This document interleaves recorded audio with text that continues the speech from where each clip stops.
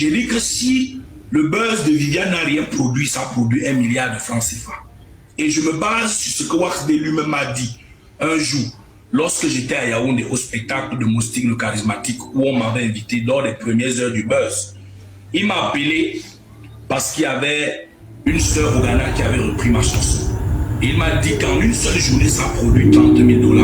Il m'a dit, fais attention si c'est toi qui as vendu la chanson parce que cette chanson, si ça t'a rien rapporté, c'est au moins 1 milliard de francs CFA. Et je suis sûr que cette chanson a rapporté beaucoup d'argent. Eux, ils se battaient pour faire des réclamations. Ça fait pas mal de temps qu'on regarde cette vidéo sillonnée sur les réseaux sociaux et on prend cela à la légère, mais ça, c'est l'histoire d'un mec qui a revu le succès, mais qui n'a pas su gérer le succès. Il s'est fait mal accompagner, il s'est fait mal entouré par des personnes qui ne voulaient nécessairement pas l'aider, mais tout simplement profiter du petit succès qu'il avait en ce moment. Prince Aimé, dans une vidéo récente, la vidéo dont je vous ai présenté récemment, il dit ceci: Wax D lui-même avait révélé ceci. C'est-à-dire, en une journée, il peut faire entre 15 millions et 20 millions en une seule journée sur le buzz de Viviane. Donc, après ces estimations, il pense et croit que si le buzz de Viviane a moins fait d'argent, ce serait dans les environs de 1 milliard de francs CFA. Donc, c'est le chiffre le plus bas qu'il lui-même sait que non. Si son buzz de Viviane a fait 1 milliard de francs CFA.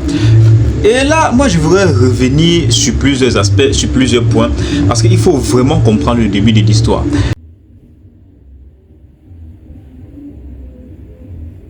Dans le début de l'histoire, 3 ans, je crois que c'était 3 ans, 4 avant, Debordo avait posté la vidéo, cette même vidéo sur YouTube. Elle n'avait pas tellement buzzé, mais récemment, lorsqu'il a posté en 2024 cette même vidéo, elle a eu tellement de buzz. Beaucoup de personnes ont partagé cette vidéo au point où ça a suscité beaucoup de challenges, beaucoup d'artistes, que ce soit au Nigeria, pas mal d'artistes de différents pays africains, même extérieurs, ont fait une vidéo, un remix sur la chanson.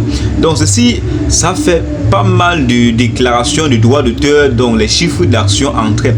Malheureusement pour lui, c'est Wax D qui est venu lui flatter, lui dire des belles paroles qu'il voulait entendre, tout juste pour profiter du buzz de Viviane. Et lui, il a accepté, il a cru en Wax D.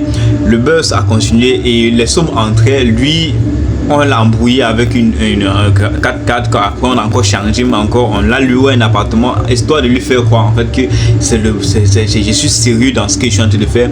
Et malheureusement pour lui aussi, au lieu de laisser Prince Aimé aller en Côte d'Ivoire faire le remix qui devait lui aider, qui devait changer sa vie, c'est vrai qu'il y a pas mal aussi d'artistes comme Gato qui ont d'humoristes, je sais pas si c'est un artiste ou un humoriste, bref.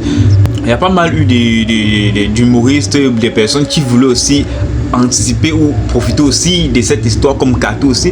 On ne sait pas s'il était sérieux, mais lui aussi voulait acter pour l'évolution de ces buzz. Lui aussi, il voulait amener directement Prince Aimé en Côte d'Ivoire, suivre le remix avec Debordo le Kunfa. Malheureusement, Prince Aimé a cru en Wax D. Wax D qui est devenu son manager, qu'il a introduit dans sa boîte, son label, sa maison de production, Easy Consulting, qui a aussi créé sa page Facebook, son compte YouTube, histoire de rentabiliser les grandes sommes. Et malheureusement, lui, il est présentement, il a quitté l'appartement. Ce qui est triste encore dans l'histoire, c'est que il réclame une somme de 1 milliard de francs CFA. Wax D là, il fait ses vidéos, il fait ses concerts. Récemment, c'est même maintenant, aujourd'hui même, qu'il a libéré, donné les droits, une possibilité à Prince Aimé de gérer le compte YouTube, la page Facebook. Heureusement, malheureusement, il est aussi pour la chute du véritable succès de Prince Aimé, parce que à un moment donné, c'était plus le buzz. Les Camerounais voulaient aussi prouver que non, oui, le titre de Prince Aimé fait au Cameroun devait plus challenger avec la Côte d'Ivoire. Et Debordo, face à tout ceci, il a juste décidé de laisser partir l'histoire. Il a dit: gérez l'histoire comme vous pouvez, gérez, je ne veux plus trop entendre Debordo est monté, Debordo est descendu. Il a dit: prenez le concept, gérez comme vous pouvez, et moi je m'en bats les couilles du tout cela. Malheureusement, ça a pris les 4 ou les 5 baskets qu'il a fait. Il y a même récemment eu un remix de Kakam en version bolée qui est passé. Mais là, on ne constate pas véritablement, on ne voit pas le changement, où c'est la boîte de production qui englobe tout l'argent, qui gobe les petits sous qu'il y a. Mais on sait pas, il ne gère pas bien Prince Aimé. Prince Aimé, lui, ça tique dans sa tête parce qu'il est en train d'entendre les chiffres, mais il ne voit pas une situation financière assez stable pour lui. Il en a marre. Et c'est triste. C'est tellement triste. Et c'est vrai. Ça, c'est une réalité de beaucoup d'artistes camerounais. C'est vrai qu'il y a pas mal de Malos. Malos, lui, il se moque plutôt du prince maintenant et il demande même de ne même plus l'approcher. Il demande à la presse mais de ne plus l'approcher, que non, ça monte, c'est danger, je veux plus. Donc... Pourtant, c'est lui qui a dit que non, je veux prendre le truc et je vais faire un remix entre les 5 basket.